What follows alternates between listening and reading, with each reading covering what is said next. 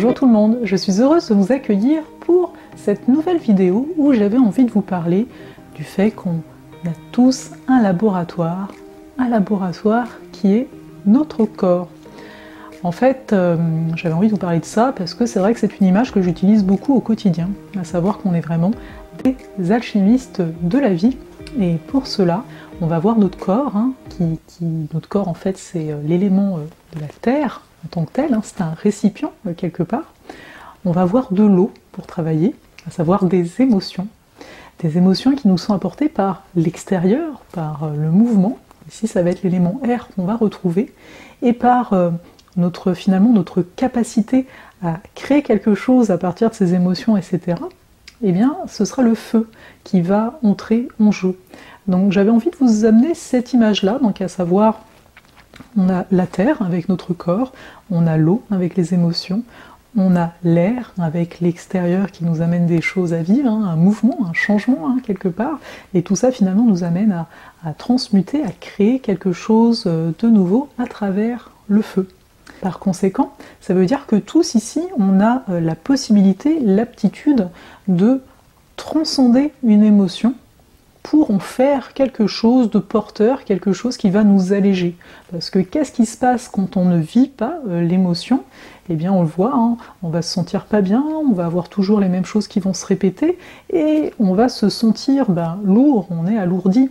Alors que là, le fait de transmuter, de créer quelque chose à partir de cette émotion qui n'est donc pas nous, qui est de passage, eh bien ça permet de nous alléger, et finalement de vivre avec plus de simplicité la vie qui nous est offerte. Ici je vais vous donner un exemple, il m'arrive, je ne vais pas dire il y a un exemple dernièrement, mais je pense que ça m'arrive quand même assez régulièrement, je vais ressentir de la colère. Là, par exemple, quelqu'un m'écrit quelque chose et je ressens de la colère. Cette colère, elle est passagère. Là, ce que la personne m'a dit, c'est venu finalement faire écho à une blessure, et il y a la colère qui vient se manifester. Et là j'ai le choix. J'ai le choix de vouloir me débarrasser de cet inconfort, de cette colère, et de crier ou d'écrire quelque chose de pas sympathique pour me débarrasser de cette sensation avec laquelle je ne suis pas à l'aise, ou bien, et c'est ce que j'essaye de faire le plus possible, en tout cas ça me fait du bien ici, d'écrire un texte. D'écrire un texte où on va pas forcément ressentir la colère en tant que telle, vu que la colère c'est quand même une énergie d'action, de création, on est dans le feu. Donc j'ai utilisé en création à travers un texte, et puis voilà, moi je me sens mieux, j'ai pas été faire du mal à l'autre, voilà, quelque part c'est ce mouvement, c'est l'extérieur, c'est l'air, mais il n'est pas attaché à moi, et ça crée la magie de la vie, parce qu'après les gens qui vont lire le texte vont se dire waouh c'est génial, etc. Ça va leur faire vivre des choses, et ça va se transmettre en fait ce feu, ce fameux feu créateur, cette fameuse étincelle. Et ce que j'aime avec cette image finalement que je vous apporte là, que j'ai essayé finalement de définir, à laquelle j'ai essayé de donner forme, c'est que ça nous rappelle que la vie n'est pas contre nous. Bah non, on est des alchimistes, on a un récipient, on a tout ce qu'il faut, et donc la vie nous amène des ingrédients, à travers ces émotions, à travers l'air, là, etc. C'est des ingrédients pour qu'on puisse en faire quelque chose, pour qu'on puisse manifester notre côté magicien. Car ces ingrédients, on l'entend bien ici avec ce que je viens de vous dire, c'est comme pour toute énergie, à savoir qu'initialement, il n'y a rien qui est mauvais en soi, ça va être l'utilisation qu'on va en faire qui va faire qu'on va se dire « Ah ça c'est bien » ou « ça c'est moins bien ». Donc c'est vraiment de se ramener finalement à ces petites choses de la vie que j'avais envie de vous transmettre en vous partageant tout ça.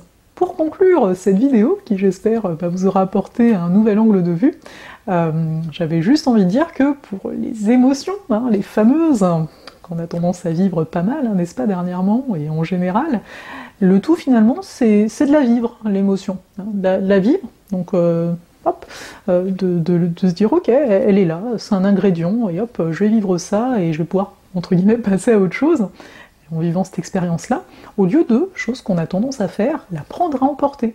Et en tout cas, chose qu'on avait tendance, je pense, beaucoup à faire dans nos générations à nous, à savoir que dans l'enfance, hop, on vit quelque chose, on emporte l'émotion, tu sais, comme un fast-food, tu sais, non, je vais pas la vivre, non, je vais pas la consommer maintenant, l'émotion, tu sais, je vais la garder pour plus tard.